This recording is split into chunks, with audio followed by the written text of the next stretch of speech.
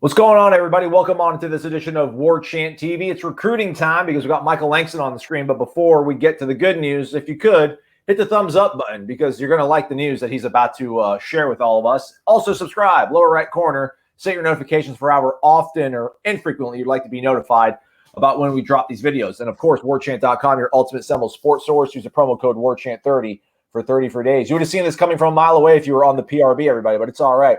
Michael, Florida State needs defensive ends. They need pass rushers. They got one, right? Yeah, got a big one, massive pickup. This is a guy who was the biggest pickup I've been talking about all year, and that they needed to win. And in-state defensive lineman, defensive end right now, Shambre Jackson out of Orlando Boone High School.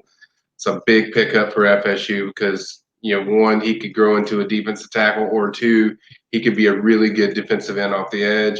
He's a guy that kind of does a lot of different things. He has a lot of different traits. Extremely athletic player that can be a special part of this defense. He adds a lot to that defense. Is he edge setter kind of guy, or is he an out-and-out pass? Maybe not speed rusher, but is he a guy that's going to be able to get pressure on the quarterback? Because, golly, that's what Florida State fans are desperate for, right? Yeah, he's definitely good at that. I mean, that's what his expertise is. He's probably like 6'4", 252 already.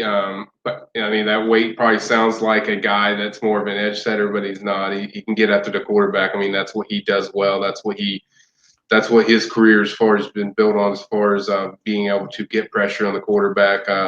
Certainly a good downhill runner, can chase plays down, puts pressure on the quarterback, gets off one-on blocks very well. I mean, that's the one thing I've always liked about him is like there's very rarely he's blocked one-on-one and he doesn't make a play on the ball or isn't involved in the play. So I think he's a guy that kind of has a lot of different traits that FSU is looking for.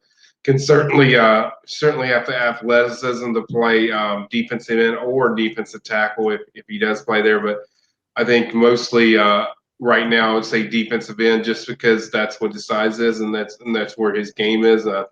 But a big addition to go along with Byron Turner and Joshua Farmer as far as on that defensive end position where he's going to be able to help you get some pressure on that quarterback, and that's something that's sorely needed in this defense badly. And I think he's a guy that certainly is an elite pass rusher as far as getting after the quarterback. When you watch how he gets off the line, a guy that's going to disrupt a lot of things.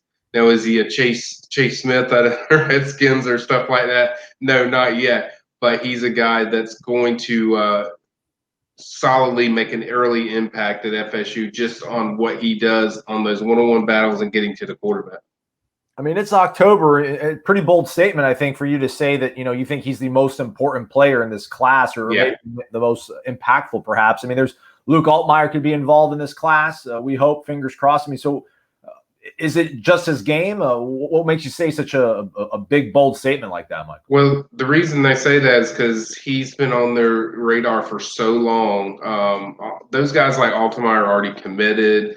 You have Brandon Jennings already committed. Those guys are highly rated guys, but they don't have one. This would finish off your class with Jackson at defensive end if you end up defensive end, and then you don't have a defensive tackle position. Defensive tackle is one of the most biggest needs for them as far as to add in the trenches because you're possibly going to lose Marvin Wilson. You're possibly going to lose Corey Durden. So those guys are going to be leaving. So you need something to replace them. You need some guys in there. And so if they could get him or if he grows into that position, then that's a guy that's going to be big. But they need guys in the trenches. And I also think they just need guys that the pass rush is just a real big problem. And I just look at that where that gives you two legitimate guys in Byron Turner and also a guy like Shambre Jackson, assuming he stays a defensive end. And then you also have a guy that could develop into a solid player and Joshua Farmer, a local kid. So that's why I say he's the biggest because pass rush is really their biggest issue on defense. And if he grows into a defensive tackle position, that's a massive thing for you as well. Shambre Jackson commits to the Noles.